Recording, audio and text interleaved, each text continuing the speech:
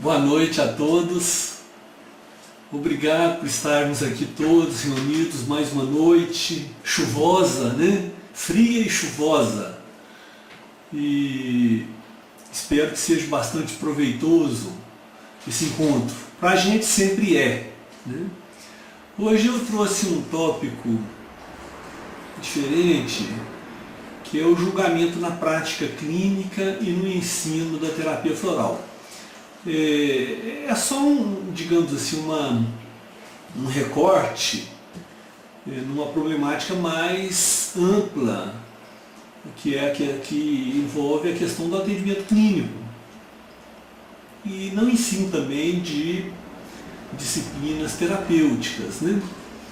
É claro que uma abordagem maior não poderia ser tão resumida, deveria envolver os aspectos também éticos, né? Mas eu queria abordar uma coisa que eu acho que é interessante e que, obrigado Rodrigo, e que é bastante relevante, principalmente para nós que estamos mergulhados na terapia floral e no ensino também, né? Rodrigo, só um minutinho aqui, gente, que eu estou com uma dificuldade técnica aqui. Porque está demorando demais a passar? Tá bom. Tá certo.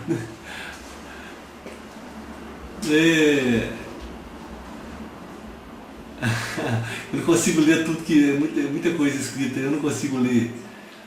Mas vocês observam que uma coisa que é bem prática na terapia floral, tanto no... Rodrigo, de novo, está passando automático aqui, o que eu tenho que fazer aqui? De novo, outro socorro técnico. Não é aqui que aperta? Parou? Parou. Aperta, aqui? Aqui? Play. Aqui, ó. Então, bom. Gente, eu acho que eu andei apertando coisa errada aqui. Você quer essa lâmina mesmo? Essa mesmo. Tá ótimo. Uma coisa que assim, que não tem a menor dúvida que ocorre na terapia floral, tanto no ensino quanto no atendimento, é que a gente se depara com uma série de informações íntimas, né, em maior ou menor grau, das pessoas que nos procuram. E durante também o ensino, os cursos, né, aqui, a gente está sempre, de alguma maneira, falando de uma outra pessoa, ou de nós mesmos, é claro, mas muitas vezes exemplificando com casos, ou no atendimento clínico, nós somos levados, às vezes, a avaliar, para poder escolher uma essência floral adequada, ou para descrever uma essência floral adequada. Então há sempre envolvido no terapeuta, no papel do terapeuta ou do professor, uma necessidade de julgar, né? E a postura desse julgamento ela é muito importante para o sucesso do terapeuta, para o sucesso do professor, né? Olha que coisa interessante, a eficácia nesse sentido, ela acaba dependendo também do terapeuta, em certo sentido, sim, né? E a gente sabe, isso aí na nossa civilização cristã, né? O Mateus 7, 1 e 2 está o tempo inteiro sendo dito, né? No dia a dia a gente está conversando para lá e para cá, não julguemos, né? Ou seja, está assentado dentro da gente, embora, né, não tão bem assentado, porque a gente nem sempre consegue cumprir isso aí, né? Não julgueis para que não sejais julgados, pois com o critério com que julgardes sereis julgados, e com a medida com que tiverdes medido, vos medirão também. Então a postura do terapeuta, a postura do professor na terapia floral, a postura de vários praticantes e professores de variadas terapias, passam por uma questão delicada do juízo que se faz do outro, né? Então esse é um ponto que ele é bastante crítico na terapia floral. Esse versículo ele continua, né? Ele diz assim: ou como dirás teu irmão, deixa-me tirar o argueiro do teu olho, argueiro é cisco, né? Estando uma trave no teu, hipócrita, tira primeiro a trave do teu olho, e então cuidarás em tirar o argueiro do olho do teu irmão. O terapeuta floral, o professor de terapia floral, não também, ninguém está isento da busca de cumprir este mandamento. Mas o terapeuta floral, ele é obrigado, e o professor, a vasculhar não só o olho, né, que é a janela da alma, mas a alma inteira, né, de pessoas fictícias durante a apresentação do curso, ou de exemplos de casos, ou de pessoas na literatura, e etc, etc, ou o terapeuta de seu cliente, né? Agora, ele tem que ter uma valorização cristã, né? Há no trabalho do terapeuta e do professor de terapia floral todo um aroma cristão. Então não tem como não seguir isso aí, se a gente não vasculharmos em nós mesmos, né, os cistos nos nossos olhos, as pedras nas nossas almas, né, não tem como, digamos assim, praticarmos a terapia floral com a inteireza, né, que se faz necessário, né?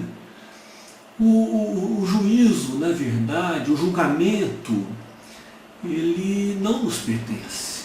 Esse quadro aí, um quadro maravilhoso, né, que é do juízo final, né?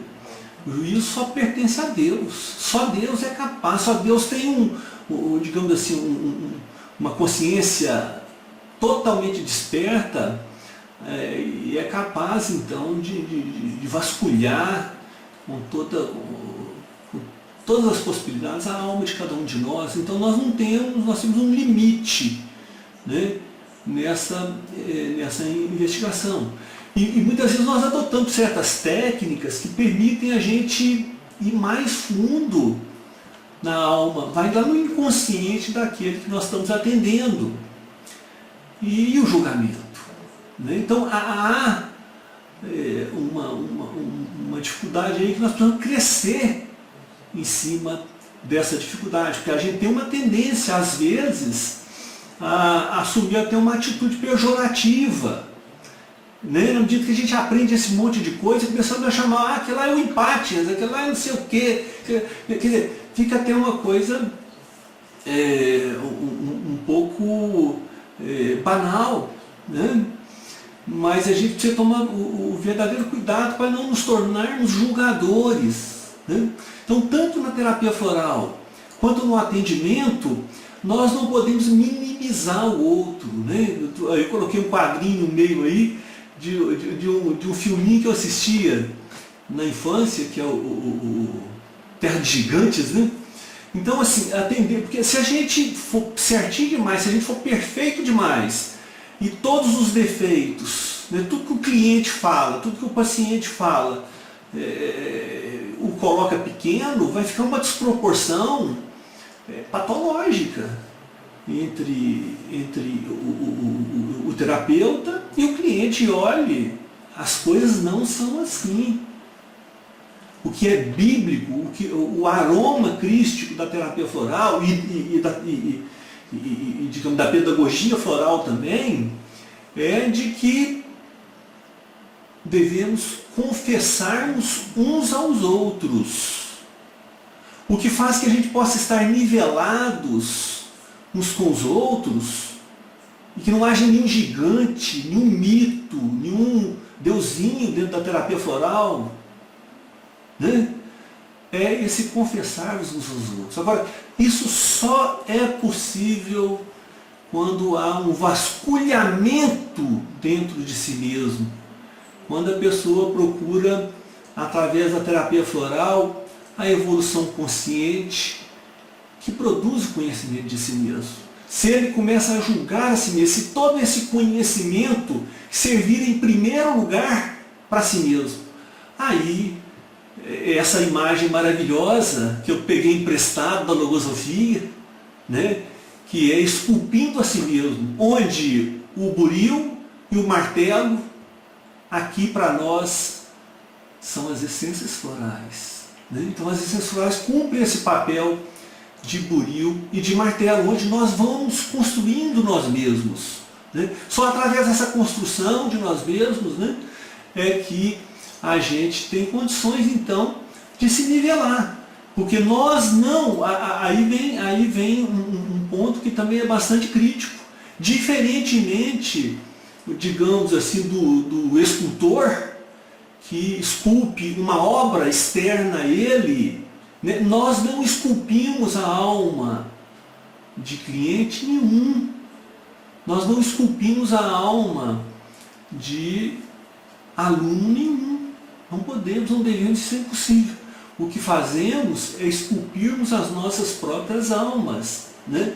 Então, a humildade e a sabedoria do terapeuta e do professor floral gradativamente se instalam quando ele rastreia suas próprias sombras.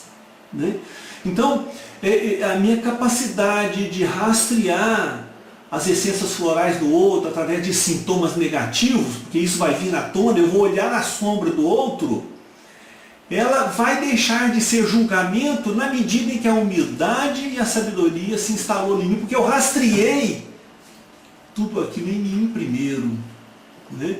Então o trabalho interno de autoconhecimento, de mergulhar na própria sombra, da meditação, né? Do vigiar e orar, né? Do confessar-vos uns aos outros, ele é imprescindível no trabalho do terapeuta e do professor.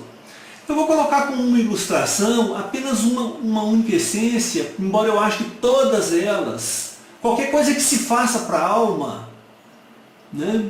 Colabora com isso. Né? Colabora demais com isso.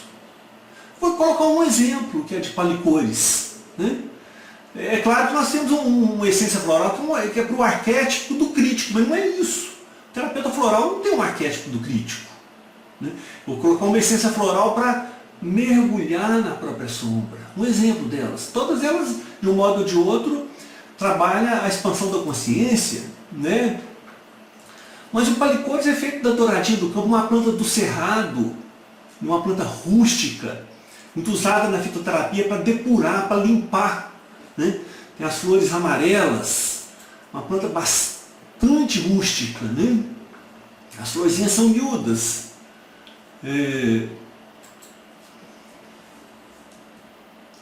Esta planta, na prática, ela nos ajuda quando há uma tendência da gente se desviar daquilo que é mais negativo, que é mais sombrio, naquilo que nos incomoda, naquilo que realmente a gente procura ocultar. Ora, como vamos ser um terapeuta floral, um professor floral, se nós nos esquivamos de tratar a nossa própria sombra, a nossa própria alma? Né? Então, quando eu digo isso, estou querendo dizer que eu estou pronto também, não. Estou no mesmo processo que todo mundo. Né? Estou no mesmo barco. Né? Essa é uma essência floral que traz coragem para enfrentar aquilo que é ameaçador, aquilo que é funesto. Então é um clareador da mente. Né? E ajuda muito também nos momentos de provação, nos momentos de angústia, onde há ou quando aflora, vamos dizer assim, toda essa sombra vem à tona e a tendência nossa é fugir, né? É rejeitar aquilo e fugir. Né? Então essa é uma essência floral iluminadora, é farol, é lanterna, mas lanterna não é jogada no outro, não, é jogada para dentro de nós mesmos. Né?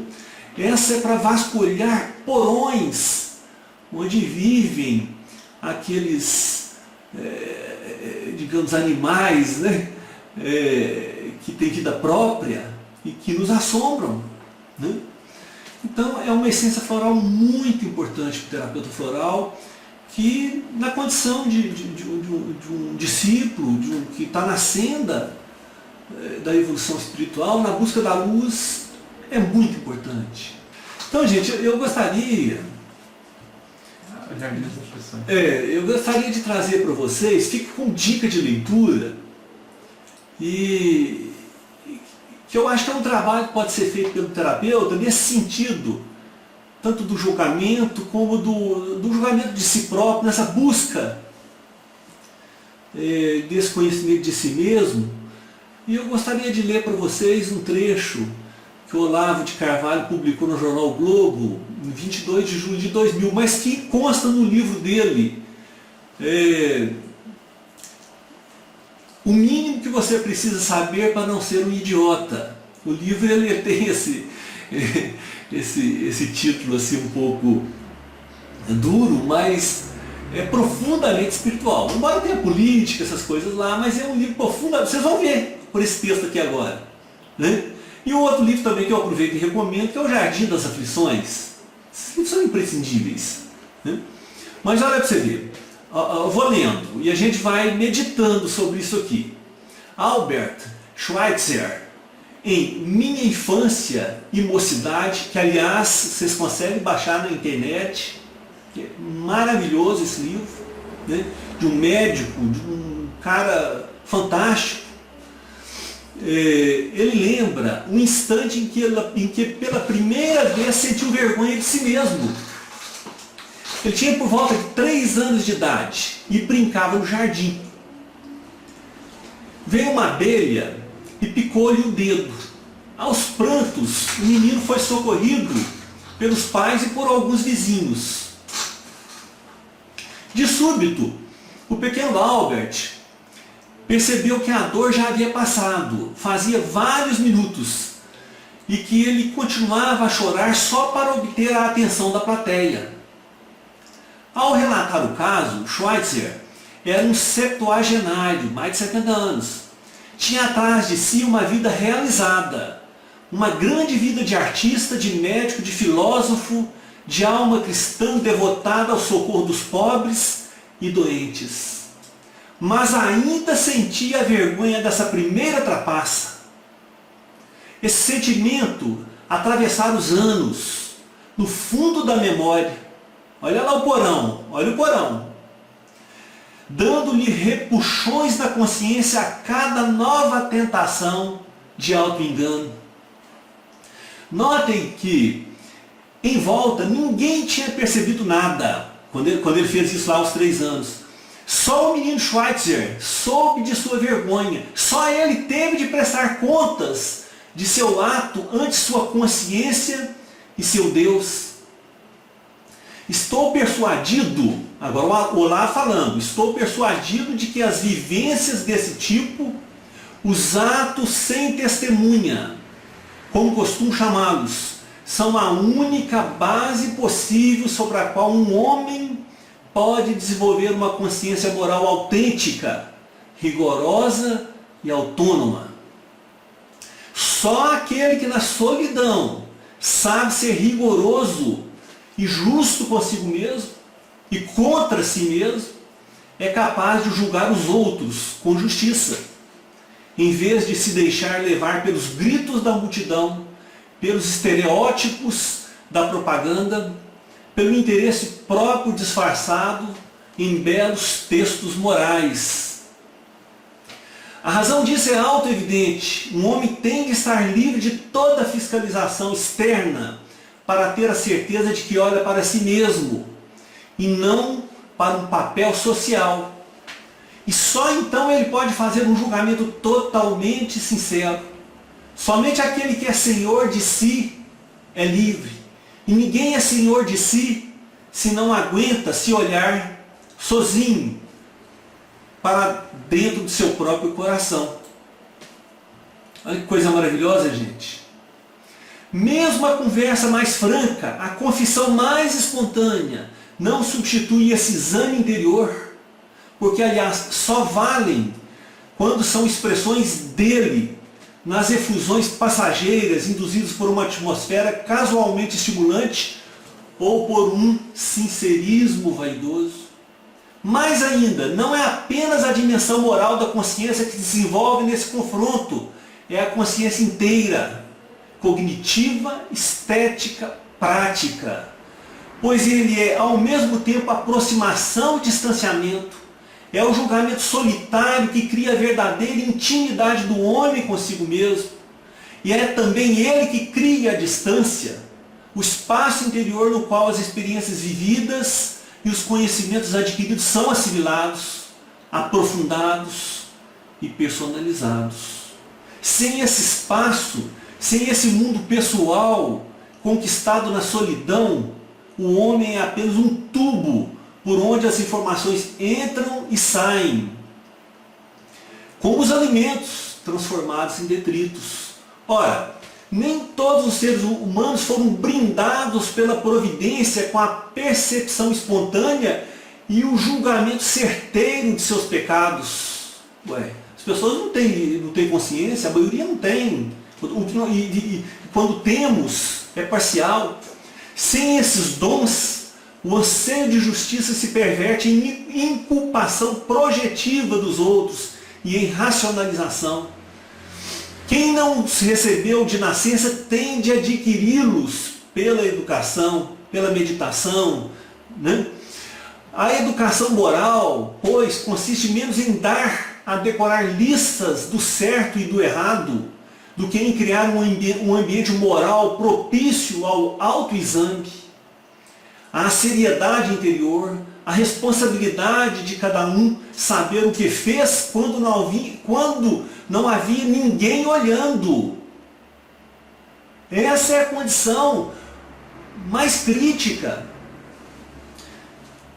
Durante 2 milênios, um ambiente assim foi criado e sustentado pela prática cristã do exame de consciência. O exame de consciência, vigiar e orar, isso aí é a prática número 1 do terapeuta floral e do professor de terapia floral. Exame de consciência. E para isso ele dispõe de recursos maravilhosos para que esse exame seja minucioso. Ele dispõe de florais que iluminam a nossa escuridão interna.